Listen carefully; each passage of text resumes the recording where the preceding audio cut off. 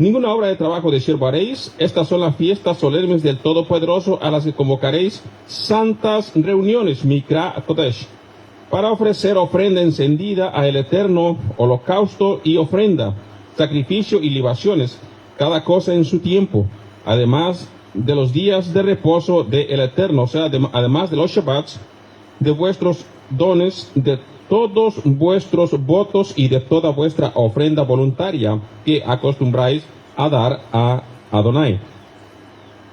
Pero a los 15 días del mes séptimo, cuando hayáis recogido el fruto de la tierra, haréis fiesta a el Señor por 7 días.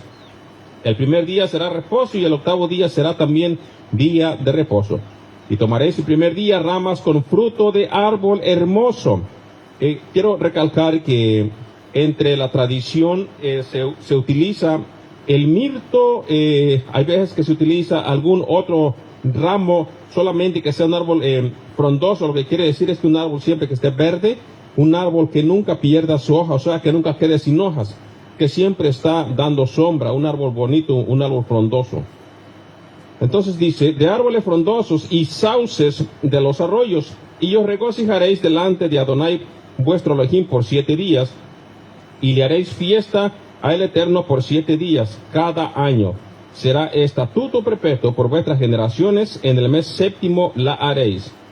En tabernáculos habitaréis 7 días, todo natural de Israel habitará en tabernáculos, para que sepan vuestros descendientes que en tabernáculos hice yo habitar a los hijos de Israel cuando los saqué de la tierra de Egipto. Yo Adonai vuestro Elohim, así habló Moisés a los hijos de Israel sobre las fiestas solemnes de Adonai.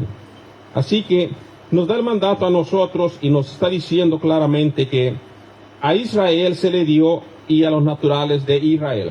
Tomemos en cuenta de que lo que habíamos repetido hace rato, cuando nosotros decimos que a nosotros también nos toca celebrar las fiestas, porque nosotros que creemos en el Elohim de Israel, y dábamos el ejemplo nosotros de Ruth la Moabita. Cuando Ruth se unió al pueblo de Israel, ella no era israelita, ni tampoco era lo que hoy se conoce como judío. Así que decidió por su propia cuenta unirse al pueblo de Israel.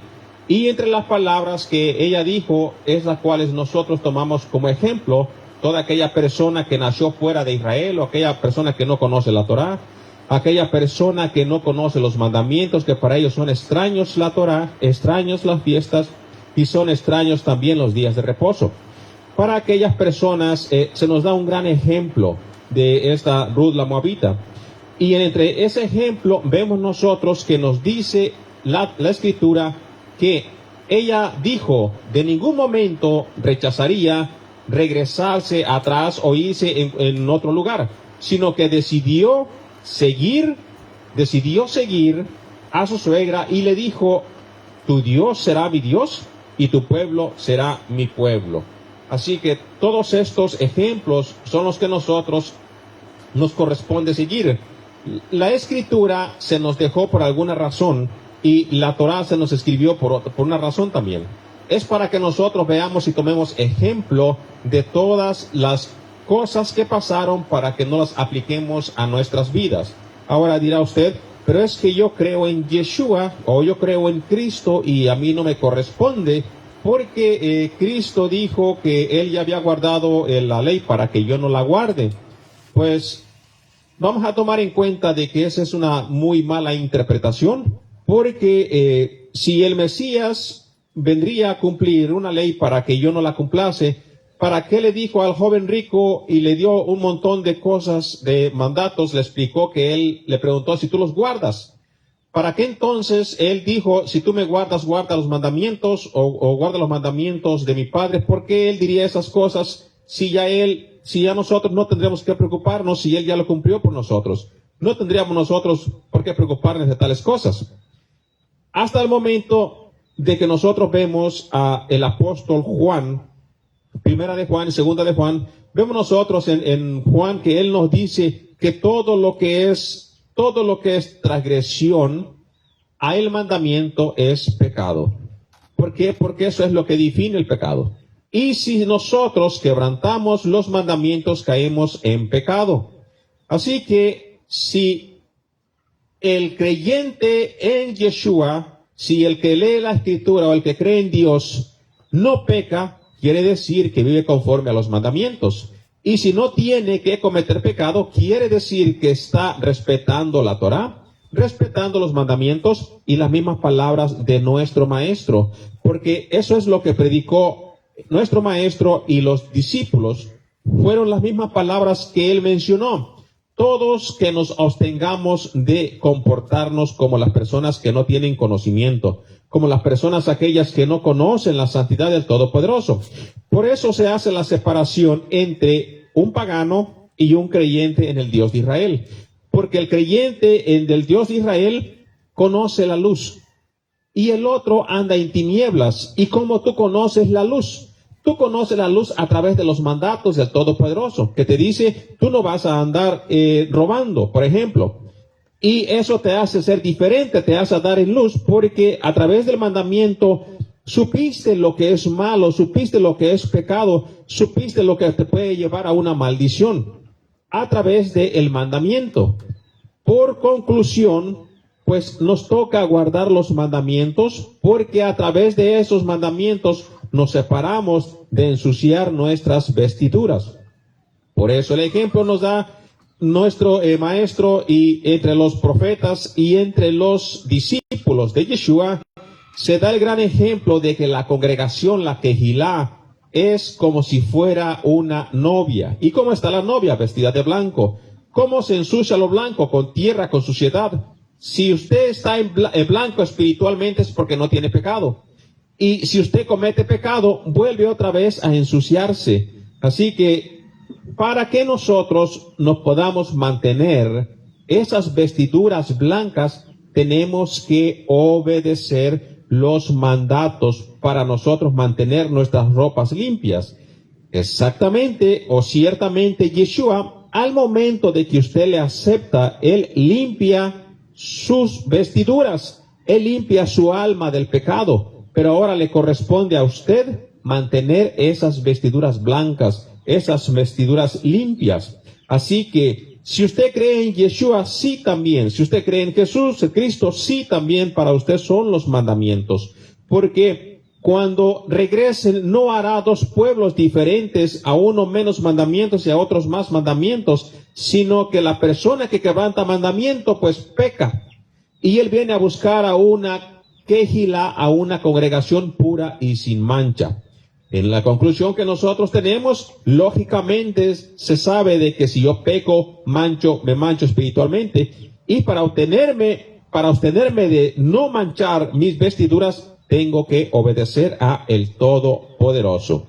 Así que quería dar esta explicación porque muchas de las veces, pues, por la falta de conocimiento, y conforme nosotros vamos aprendiendo en las congregaciones, se nos enseñan ciertas cosas que no ponemos nosotros atención a leer, o no nos tomamos el tiempo de escudriñar para ver verdaderamente qué cosa es lo que dice la Escritura. O muchas veces leemos la Escritura, pero ya se nos dio una idea de cómo debo de creer, y en esa forma yo voy leyendo la Escritura. Y no se trata de eso. Se trata de que tú leas la Escritura con un corazón limpio, sin necesidad de creer en ninguna creencia de nadie, sino lo que te dice la Escritura. Tienes que ir con un corazón limpio, con un corazón humilde, disponible a aprender, no disponible a agarrar una cosa para yo apegarme de este versículo, sino a escudriñar y leer los contextos de la Escritura. Así que estamos nosotros pues dentro de la Escritura. Ayer dábamos esta bendición que no la compartimos con ustedes cuando usted se sienta dentro de su Sukkot. Muchas de las personas pues no pueden hacerlo en sus patios, sino que hacen muchas veces una pequeñita dentro de su casa, o utilizan su propia casa para hacer una Sukkot, una cabaña. Y la oración es la siguiente: Baruch atah Adonai Eloheinu melech haolam, asher kedishanu bemitzvotav vetzivanu leishev basukkah. Bendito eres tú, oh Señor, Dios nuestro Rey del universo, que nos has santificado con tus preceptos y nos ordenaste a mitzvah de sentarnos en la Sukkot, o permanecer dentro de la Sukkot. Todas estas son bendiciones que se han aprendido a través de los tiempos.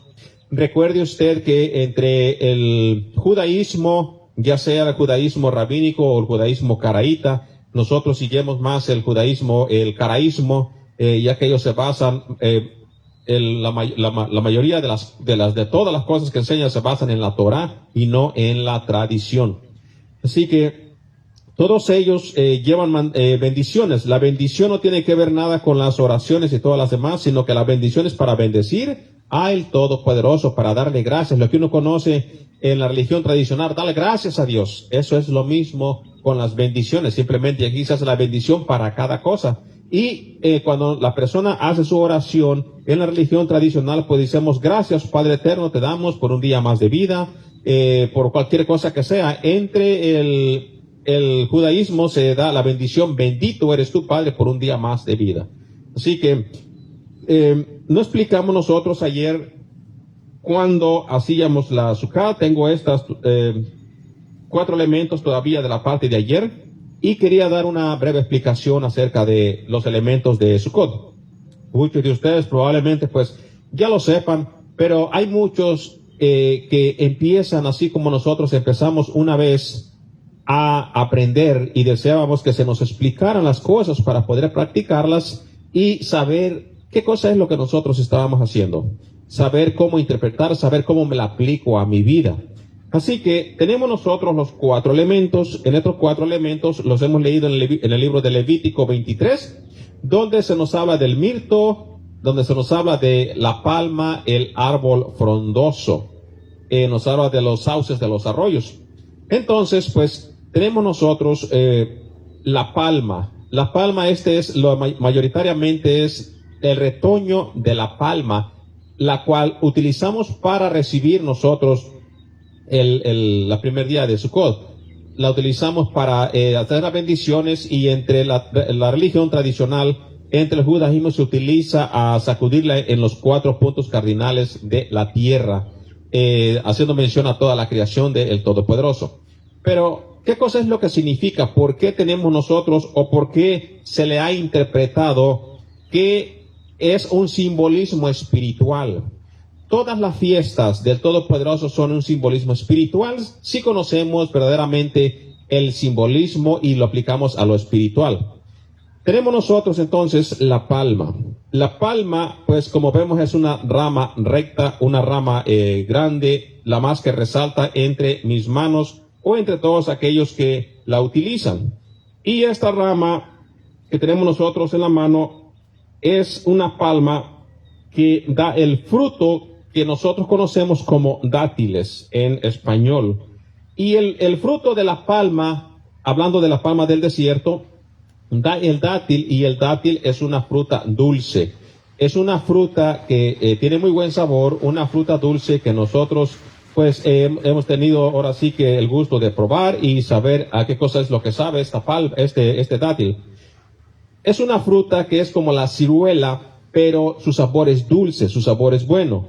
Pero cuando nosotros olemos las hojas de la palma, sabemos que la palma en sí pues no tiene aroma, no tiene aroma. El dátil, cuando uno lo agarra, es un poquito dulce, el fruto que da la palma. Y esta representación que damos nosotros entre la palma y el fruto que da el dátil, es que el dátil tiene buen sabor, pero carece de aroma, no tiene aroma, no huele como los demás elementos que nosotros tenemos en nuestras manos. Entonces, esto se aplica a los hombres, a todos aquellos hombres que han estudiado la Torá, pero no practican lo aprendido con perfección, o no llevan a cabo la palabra como se tiene que llevar. Todas aquellas personas que estudian la Escritura, estudian la Tanaj, el Viejo Pacto o el Nuevo Testamento, lo estudian pero solamente para ver lo que dice, o solamente porque alguien lo puso, o solamente por curiosidad, y no practican lo que dice la Escritura. Así que eso es lo que simboliza lo que tenemos nosotros como palma. Así que es una de las cosas que nosotros no queremos que seamos ese tipo de planta. ¿Por qué? Porque la Torá nos dice y también nos dice en el libro de Romanos que no son los oidores de la Torá los que serán justificados, sino los hacedores de la palabra del Todopoderoso son los que serán justificados. Recuerde que hay justificación para salvación por el sacrificio de Yeshua, que eso es lo más grande, y hay una justificación por el comportamiento de la persona. Por eso cuando nuestro maestro hablaba y les dice, buen siervo fiel, ¿a qué fue fiel él? A los mandamientos, a llevar a cabo lo que él aprendió cuando él estudiaba la Escritura. Ese es el tipo que nosotros queremos hacer, es ese tipo de hombres. ¿Qué personaje entonces aplicaría en contra de esa persona que sí practica? Aquella persona que nuestro maestro Yeshua le dijo, apártese de mí, hacedor de iniquidad. Aunque este personaje que se arrimaba a Yeshua, él hacía milagros en el nombre de Yeshua, él hacía cosas en el nombre de Yeshua, reprendía y todas esas cosas, pero no practicaba la Torá, no practicaba los mandamientos. Por eso él le dijo, alejaos de mí, hacedores de iniquidad, en la Reina Valera, y en otras traducciones se encuentra como alejaos de mí, violador de la Torá. Así que esa es una cosa que nosotros no queremos hacer, sino que nosotros queremos hacer aquel que aprende, aquel que practica y obviamente aquel que enseña. Porque al momento que nosotros practicamos también enseñamos, ya sea buen ejemplo o mal ejemplo, ministramos a aquellas personas para que ellos aprendan de nosotros. Así que es muy importante el practicar y lo que nosotros mostramos como luz a los gentiles. Tenemos nosotros el etrog. El etrog es una fruta que se utiliza entre el judaísmo, que en sí la Torá no hace mención, que es una sidra, en sí es un limón agrio, una sidra, lo que nosotros llamamos toronja. Pero es una toronja que la tecata es muy gruesa y tiene poquita comida dentro, sino que es más gruesa la tecata lo que tiene la fruta, la cual ellos utilizan y la agarran con la otra mano. En una mano agarran una cosa y en otra mano agarran la otra. Así que esta fruta, el etrog que nosotros tenemos, esta fruta posee sabor y fragancia, las dos mismas cosas. Cuando nosotros leemos el limón o cualquier fruta de sidra ácido, nosotros la olemos y huele, la hoja huele, el árbol huele. Y también cuando nosotros probamos la fruta, tiene sabor y tiene fragancia. Así que el etrog posee sabor y fragancia, representa a los estudiosos de la Torá y los que practican buenas acciones. Por eso tenemos el fruto amarillo, lo cual se conoce como el etrog, que para nosotros otra vez viene siendo una toronja o un limón ácido de los que tienen la tecata muy gruesa. Y ese es el tipo de personaje que nosotros queremos ahora sí que aplicarlo a nuestra vida. Este simbolismo, ser el hombre que lee la Torá y ser el hombre que practica la Torá. Eso es lo que nos manda a nosotros el Todopoderoso. Tenemos nosotros el hadash, el mirto, que probablemente no se pueda ver de lejos, pero eso también nosotros lo ponemos cuando no tenemos el árbol frondoso y no tenemos el mirto, pues se utiliza el arrayán. Como entre nosotros no tenemos ni mirto ni arrayán, pues tenemos que buscar otro árbol, el cual sea un árbol frondoso, pero daremos el significado. El mirto o el hadash posee aroma muy agradable, pero es insulso. El arrayán, el árbol huele, pero el sabor del arrayán es agrio, es ácido, no es dulce como el principio lo es el fruto de la palma. Así que el mirto posee aroma muy agradable, pero es insulso. Así existen los que poseen perfectas sanciones sin que sean estudiosos. En pocas palabras, las personas que aún con un poco de conocimiento y muchas veces sin ningún conocimiento son aquellas mismas personas que son como el hadash o como el mirto. Aquellas personas que tienen buen aroma, agradable, pero es insulso. No tienen conocimiento bíblico, pero lo poquito que aprenden, lo poquito que el Eterno les ha permitido aprender, lo poquito que han estudiado, lo poquito que ellos han leído, lo llevan aplicado a su vida a la perfección, aunque tengan falta de conocimiento en la Torá y en los mandamientos.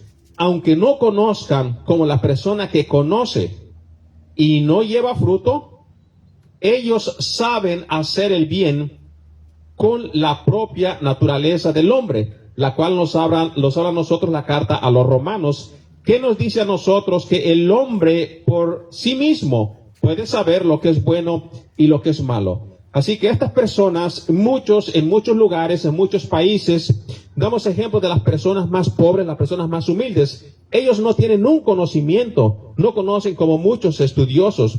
Y ellos, cuando tú llegas a su casa, te reciben con amor, te reciben con alegría, te ofrecen de comer una tortilla, aunque sea con sal, una tortilla, aunque sea con chile, aunque no tengan lo mejor, pero son las personas más buenas, más humildes y más dadivosas, aunque no tengan para dar.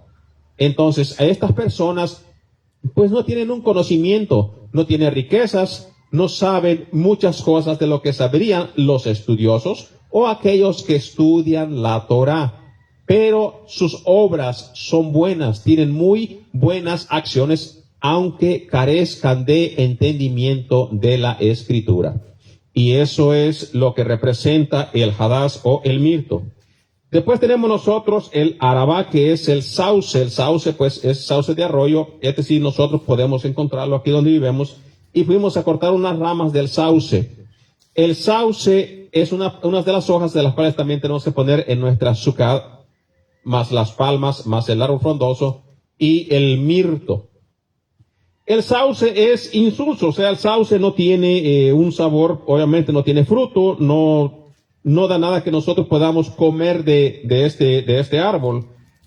Carece al mismo tiempo de aroma, porque no tiene un aroma el sauce.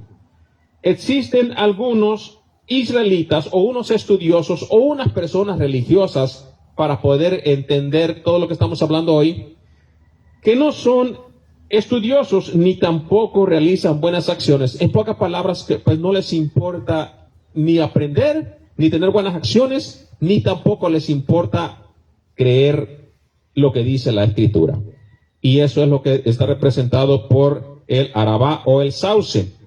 También tiene otra enseñanza que nos da a nosotros el sauce. El sauce, cuando nosotros lo cortamos de la fuente de agua, que es la Torá, la fuente de agua, el arroyo de donde usted lo corta, la rama que usted corta del árbol, a las 2 horas ese sauce ya, la hoja se empieza a tristecer, se marchita y se empieza a secar, en comparación de muchos árboles que pueden tardar un día o 2 y aún se encuentran las hojas firmes. Pero el sauce se marchita, se entristece y se seca en menos de 3 o 4 horas, ya el árbol está seco. Eso enseñábamos ayer, porque las hojas que nosotros cortamos, las cortamos y ya en menos de 2 horas estaban marchitas y estaban secas. Así que este sauce también representa a el hombre, que en sí la Torá, sin Elohim, sin la fuente, sin Yeshua el Mashiach, es una persona muerta. ¿Por qué? Porque no tiene la fuente, no puede mantenerse con vida espiritualmente, no puede mantenerse activo, mucho menos en las cosas del Señor, porque carece de alimento. Se corta de la fuente y de la misma forma que se corta la rama, será marchitado y en sí vive su vida marchita, sin tener esa parte en su alma que le llene, que le dé gozo o le dé esperanza. Todo eso es lo que representa este árbol, que es el sauce o el arabá. Así que esas son las cosas que quería compartir con ustedes hoy en este día. Damos gracias otra vez al Todopoderoso porque nos ha permitido llegar a un día más. Ya casi estamos finalizando el día primero de la fiesta de Sukkot. La fiesta la cual el Eterno ordena y dice, gócense, que estemos nosotros contentos y gozosos. Él dice, son 7 días de fiesta. Levítico 23, del versículo 33 hacia adelante. Nos dice, es fiesta, es para que todos se gocen. Así que muchas de las personas, muchos de los estudiosos, pues, utilizan la Torá para leer todo el día. Aquellas personas que puede todo el día o toma vacaciones en estas fechas o tiene la disponibilidad de descansar todos los días, se pasa el día entero leyendo debajo de su Sukkot en la Torá. Y los que no, pues entre la familia se sientan Mesías debajo de la Sukkot cuando se llega su tiempo, cuando se puede, en el día, para hablar acerca de las maravillas del Todopoderoso, para compartir con familia o pasarla un rato debajo de su Sukkot y sentir la experiencia que es estar debajo de una Sukkot donde no hay protección de nada, donde no hay protección en ningún lado. Todos los lados, como nosotros podemos ver, es frágil. Tenemos algo a nuestro alrededor, pero en sí no es nada. Tenemos el techo descubierto donde podemos nosotros ver las estrellas, lo cual nos da a nosotros una enseñanza y nos enseña a nosotros que así como estamos debajo de la Sukkot, sin ninguna protección y estamos bajo el cuidado del Todopoderoso, tenemos que reconocer de que todas las cosas materiales, por todo lo que nos afanamos todos los días, son cosas pasajeras y que al final dependemos o tenemos que aprender que solamente dependemos de nuestro Padre Celestial. Así que los dejamos hoy, queridos hermanos, estaremos de vuelta con ustedes en el Shabbat, si el Eterno nos los permite así, trayendo más palabra, más Torah, para que todos juntos podamos aprender y sigamos hacia adelante. Shalom, que el Eterno los bendiga. Me gozaré, me alegraré y cantaré al Señor, porque han llegado las bodas del Cordero de Dios. Me gozaré, me alegraré y cantaré al Señor, porque han llegado las bodas del Cordero de Dios.